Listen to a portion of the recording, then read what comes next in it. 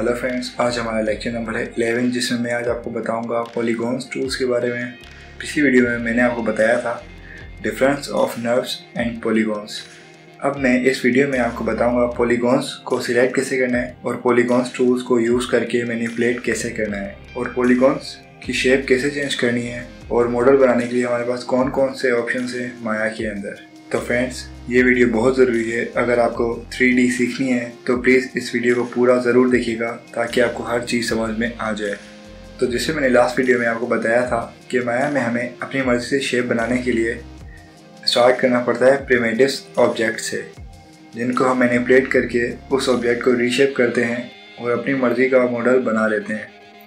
तो हमें किसी भी मॉडल को मैनिपुलेट करना हो माया में तो वो हम 3 टाइप्स ऑफ कंपोनेंट को यूज़ करके माया में कर सकते हैं। तो अब अगर मैं सिलेक्ट करूं इस चेयर को और अब अगर हम राइट क्लिक करें तो ये हमें मेन्यू शो हो रहा है। तो जो मेन 3 कंपोनेंट्स की मैं बात कर रहा था तो वो है ये वर्टेक्स, एज और फेस। तो अब अगर मैं जाऊं वर्टेक्स मोड में तो यहाँ ये हमें बहुत से पॉइंट्स शो हो रहे हैं जो हमें डिफ़ाइन कर रहा है ऑब्जेक्ट के बारे में।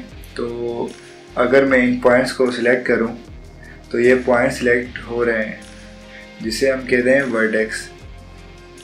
अब इसके बाद अगर हम जाएं राइट क्लिक करके एजेस मोड पर तो अब आपको ये लाइन शो हो रही है बिटवीन द वर्टिसेस। अब अगर मैं यहाँ क्लिक करूँगा तो ये लाइन सिलेक्ट होगी। अब इसके बाद अगर मैं जाऊँ यहाँ राइट क्लिक करके फेस मोड पर तो वो जो फेस है वो असल में ज्योमेट्री होती है जो हमें मिलती है between the edge and vertices. तो ये अभी 4 साइड शेप्स हैं जिसे हम क्वाड शेप कहते हैं, पर ये 3 साइडेड शेप भी होती है जिसे हम ट्रायंगुलर शेप कहते हैं। तो ज़्यादातर ये 3 साइडेड और 4 साइडेड शेप ही यूज़ होती है। इसके बाद अगर हम इस ऑब्जेक्ट को मैनिपुलेट करना चाहते हैं तो हम सिलेक्ट करेंगे यहाँ इन सब फेसेस को और मूव टूल से इस साइड को हम मूव कर देंगे। तो ये मैनिपुलेट हो चुकी है। अभी के लिए इसे हम अंडू कर देते हैं। तो ऐसे ही हम वर्टेक्स या एजेस से भी कर सकते हैं। अब इसके बाद इन कंपोनेंट्स को यूज़ करने के लिए हमें उन ऑब्जेक्ट्स को मूव कैसे करना है वो आना ज़रूरी है। तो वो मैं बताता हूँ कि कैसे करना है। अब अगर मैं यहाँ से इस फेस को सिलेक्ट करूँ या इसे और अगर अब मैं चाहता हूँ कि मैं मल्टीपल ऑब्जेक्ट्स को सिलेक्ट करूँ तो उसके लिए हम शिफ्ट बटन को होल्ड करके रखेंगे और अब जिस फेस को हमने सिलेक्ट करना होगा हम करते जाएंगे तो वो मल्टीपल ऑब्जेक्ट्स भी सिलेक्ट हो जाएंगे।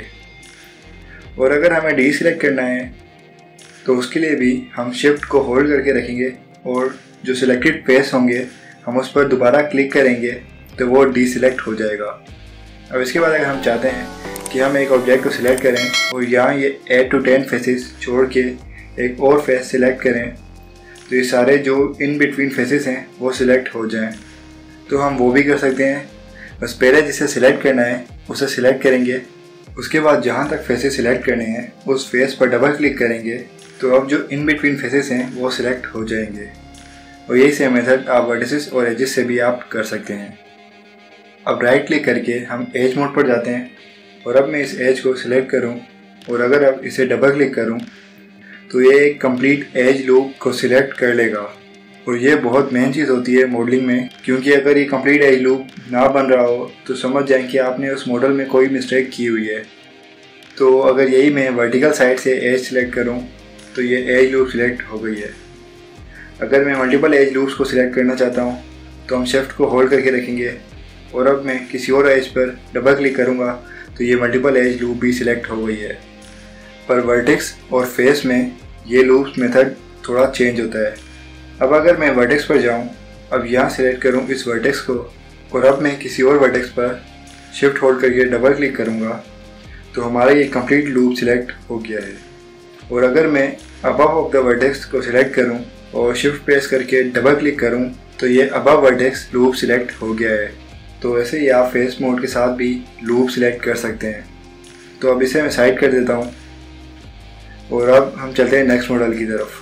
अब हम जो भी मॉडल करते हैं तो हम चाहते हैं कि हमें ऑर्गेनिक डिफॉर्मेशन मिले हमारे ऑब्जेक्ट की, तो उसके लिए यूज़ होता है सॉफ्ट सिलेक्ट या सिमेट्री टूल्स। तो जैसे आपको ये मॉडल हेड शो हो रहा है, अब आप चाहते हैं कि इस मॉडल की नोज में थोड़ी चेंज कर दूं। तो पहले हम थोड़ा जूम करेंगे और फिर हम जाएंगे वर्टेक्स मोड पर राइट क्लिक करके। अब अगर मैं इस नोज़ की कुछ वर्टेक्स को सिलेक्ट करूं और अब मैं अगर मूव करूंगा इसकी नोज़ को, तो ये थोड़ी अजीब नोज़ बना रहा है और हमें इस तरह की नोज़ तो बिल्कुल भी नहीं चाहिए। इसे थोड़ा स्मूथर और ऑर्गेनिक होना चाहिए। तो अगर मैं इन टूल में से किसी भी टूल पर डबल क्लिक करूंगा तो यह हमारे पास टूल सेटिंग्स मेन्यू सीन में शो हो जाएगा। अब इन टूल सेटिंग्स में जाकर हम सॉफ्ट सिलेक्शन टैब में जाएंगे। तो अब अगर मैं सॉफ्ट सिलेक्ट को ऑन करूं और अगर अब मैं इसकी नोज़ के कुछ वर्ड्स को सिलेक्ट करूं, तो अब यहाँ हमारे पास यहाँ ऑप्शन है फॉल ऑफ रेडियस का। अगर मैं इसे इंक्रीज़ करूँगा तो यहाँ आपको फेस पर कलर इंक्रीज होते हुए शो हो रहा है फॉल्स ऑफ में। इसे हम अभी डिफ़ॉल्ट पर ही रखते हैं और अगर अब मैं इसकी नोज़ को मैनिपुलेट करूँ मूव करके, तो अब आपको ये ऑर्गेनिक डिफॉर्मेशन होते हुए शो हो रही होगी। मतलब ये जहाँ तक ये कलर फॉल ऑफ कर रहा होगा वहाँ तक ये ऑब्जेक्ट मैनिपुलेट होगा। अब अगर हम बी प्रेस करें तो जो हमारे ब्रश का साइज़ है वो चेंज हो जाएगा। अगर मैं बी को होल्ड करके रखूं और लेफ़्ट माउस बटन से ड्रैग करूं तो ये हमें एक सर्किल शो कर रहा है। अब हम जितना बड़ा इस सर्किल को करेंगे तो जो भी सर्किल के अंदर आ रहा होगा वो उसे फॉल ऑफ का पार्ट बना देगा। अब हम इसे टर्न ऑफ कर देते हैं। अब हम चलते हैं सिमेट्री की तरफ। तो अक्सर हम जब कुछ मॉडल करते हैं तो हम चाहते हैं कि वो जो मॉडल है वो हमारा सिमेट्रिकल हो। तो वो सिमेट्री हम कर सकते हैं यहाँ किसी भी टूल में जाके डबल क्लिक करेंगे। अब यहाँ से जाएंगे हम सिमेट्री सेटिंग्स पर। तो अब यहाँ पर हमारे पास सिमेट्री के आगे रोल आउट का ऑप्शन है जिससे हम सिमेट्री को ऑन या ऑफ कर सकते हैं। On for the object space या वर्ल्ड स्पेस। अब अगर मैं इसे ऑन करूँ यहाँ ऑब्जेक्ट एक्स से, तो अब आपको ये रिफ्लेक्ट होते हुए शो हो रहा होगा। तो अगर मैं इन वर्टेक्स को सिलेक्ट करूं तो ये उस मॉडल की अपोजिट साइड भी सिलेक्ट कर देगा। अब अगर मैं बी होल्ड करूं और लेफ़्ट क्लिक करूं और ड्रैग करूं तो ये सॉफ्ट सिलेक्ट कर लेगा इन वर्टेक्स को। तो हम उस मेन्यू में जाए बगैर भी सॉफ्ट सिलेक्ट ऑन कर सकते हैं या ऑफ़ कर सकते हैं। तो अगर अब मैं वर्टेक्स को सिलेक्ट करूँ और मूव करूँ तो ये सिमेट्रिकल मूव हो जाएगा। तो अब अगर हमें सिमेट्री को हमने ऑफ़ करना है तो हम यहाँ पर जाके रोल आउट करके टर्न ऑफ कर सकते हैं या टर्न ऑन। और अगर हमें सॉफ्ट सिलेक्शन को ऑफ़ करना है तो हम बी को होल्ड करके लेफ़्ट क्लिक से ड्रैग कर देंगे ज़ीरो साइड पर। तो ये सॉफ्ट सिलेक्शन हमारी हो गई है टर्न ऑफ। अब इसके बाद एक और फीचर है जो है कंबाइन एंड सेपरेट का। तो अगर हम दोबारा इस चेयर को देखें तो ये चेयर जो है हमारे पास वो बंच ऑफ पीसीस के साथ है। तो अगर मैं इस कुशन को क्लिक करूं या इस लेग्स को या इस आर्म को, तो ये सब सेपरेट शो हो रहे हैं। अगर हम चाहें तो हम इसकी हायरार्की बना सकते हैं जो बेस्ड अपॉन हो इस चेयर के बेस की, जो मैंने आपको समझाया था लेक्चर नंबर 8 में। पर हमें उसकी ज़रूरत नहीं है क्योंकि मुझे प्रोजेक्ट में इसे सिर्फ एक चेयर की तरह ही ट्रीट करना है। मैंने इसके पार्ट्स के साथ एनिमेशन वगैरह तो करनी नहीं है। तो हम इन सब ऑब्जेक्ट्स को सिलेक्ट करेंगे और अगर अब हम जाएं यहाँ मेश में तो हमारे पास यहाँ ऑप्शन है कंबाइन एंड सेपरेट का। तो अब हमने कंबाइन करना है तो हम सिलेक्ट करेंगे यहाँ कंबाइन को। तो ये सब ऑब्जेक्ट्स बन गए हैं रेफरेंसेस और ये हमारा एक ऑब्जेक्ट जो हमें शो हो रहा है ये अब कंप्लीट चेयर है। अब ये नाम हमें इसलिए शो हो रहा है क्योंकि हमने लास्ट में इसे सेलेक्ट किया था। तो बाय डिफ़ॉल्ट माया में जो लास्ट सेलेक्ट ऑब्जेक्ट हो वही नाम हो जाता है कंबाइन करने के बाद। तो हम डबल क्लिक करके इसका नाम भी चेंज करना चाहें तो हम कर सकते हैं। अब हमें जो ये रेफरेंस शो हो रहे हैं ये एक्स्ट्रास हैं इस ऑब्जेक्ट में क्योंकि ये ऑब्जेक्ट की हिस्ट्री शो कर रहे हैं और इनकी हमें ज़रूरत भी नहीं है। तो अब हम एट्रीब्यूट एडिटर पर जाएं तो हमारे पास यहाँ पॉली यूनाइट का टैब आ गया है कंबाइन करने से। तो अब हमें हिस्ट्री डिलीट करनी है तो हम जाएंगे यहाँ एडिट पर, फिर एडिट पर जाके डिलीट बाय टाइप पर, और यहाँ पर अगर मैं हिस्ट्री में जैसे ही क्लिक करूँगा तो हमारा जो पॉली यूनाइट टैब था वो गायब हो गया है और जो आउटलाइनर पर जितने भी रेफरेंसेस थे ये सब गायब हो गए हैं, मतलब डिलीट हो चुके हैं। अब ये सब पार्ट्स एक्चुअल में हैं तो सेपरेट पार्ट्स ही, पर कंबाइन हो गए हैं एक पार्ट में। तो अगर मैं राइट क्लिक करूं और सिलेक्ट करूं यहाँ फेस मोड को, अब अगर मैं फेसेस को सिलेक्ट करूंगा पर अगर कीबोर्ड से मैं ग्रेटर देन साइन को प्रेस करूं तो ये एक्सपेंड कर देगा मेरी सिलेक्शन को। अब अगर सिलेक्शन एक्सपेंड करने के बाद उस ऑब्जेक्ट को मूव करें तो ये देखें ये सिर्फ इस पार्ट को मूव कर रहा है, क्योंकि ये सेपरेट पॉलीगॉन है, बस कंबाइन हो गया है एक पार्ट में।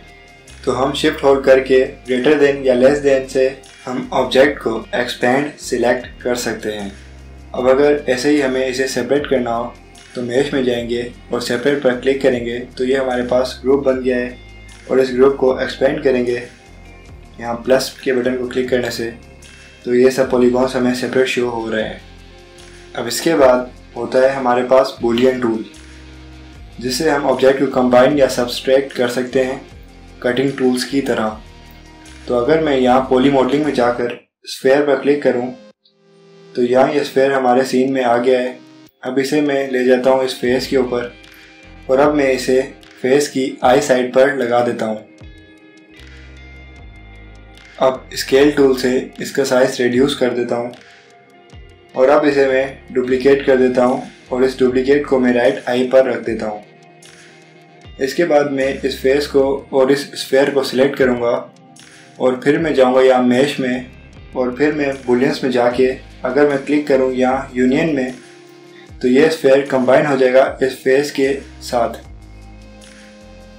और अगर अब मैं इस स्फेयर को और फेस को सिलेक्ट करूं और मैं मैश में जाऊं, बुलियंस में जाके सिलेक्ट करूं इस डिफरेंस पर, तो अब ये स्फेयर हो गया है सब्सट्रैक्ट इस फेस से।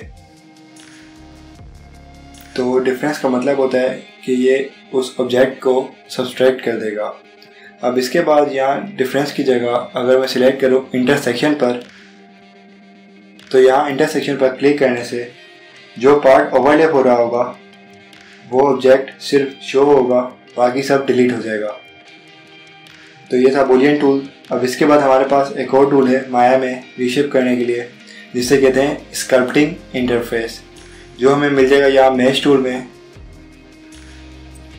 तो यहाँ मैश टूल में जाके यहाँ स्कल्पटिंग टूल्स में यहाँ बंच ऑफ स्कल्पटिंग टूल्स हमें शो हो रहे हैं।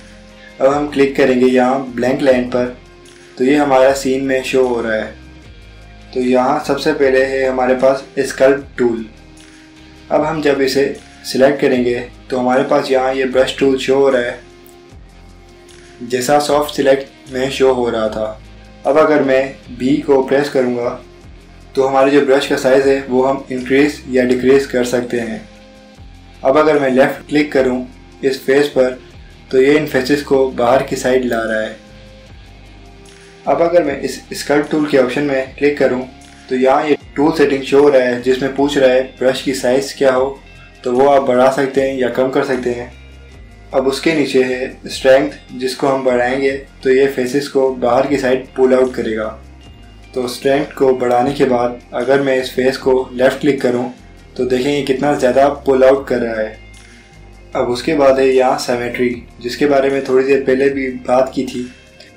अब इसे हम क्लोज कर देते हैं और अब हम जाते हैं नेक्स्ट ऑप्शन में, जो है स्मूथ टूल। तो अगर मैं इसे सेलेक्ट करूं और अब ये जो फेसेस पुल आउट किए थे मैंने, ये इसे स्मूथ करेगा। तो ये फेसेस थोड़े अंदर की साइड पे आपको शो हो रहे होंगे जाते हुए। तो ये बेसिकली स्मूथ करता है ज्योमेट्री को। तो उसके बाद हमारे पास है रिलैक्स टूल। ये थोड़ा सिमिलर होता है स्मूथ टूल से, पर ये ऑब्जेक्ट की जो डिटेल्स होती हैं उसमें थोड़ा गैप करता है, ताकि जो डिटेल्स हैं उसमें थोड़ा गैप रहे और वो क्लोज ना हो एक दूसरे के साथ। अब बाकी टूल्स में चाहता हूँ कि आप खुद ट्राई करें और चेक करें इनसे क्या होता है। तो फ्रेंड्स, ये था हमारा पॉलीगोनल मॉडलिंग टूल। इन टूल्स को यूज़ करके हम अच्छा सा मॉडल क्रिएट कर सकते हैं। अब नेक्स्ट वीडियो में मैं आपको बताऊँगा नर्व कर्व्स के बारे में। अभी के लिए इतना ही। तो अगर आपको ये वीडियो पसंद आई है तो इस वीडियो को लाइक करें और कमेंट सेक्शन में कमेंट करें अगर आपको कोई चीज़ समझ ना आई हो, और हमारे चैनल को सब्सक्राइब भी ज़रूर कर दें। Thank you.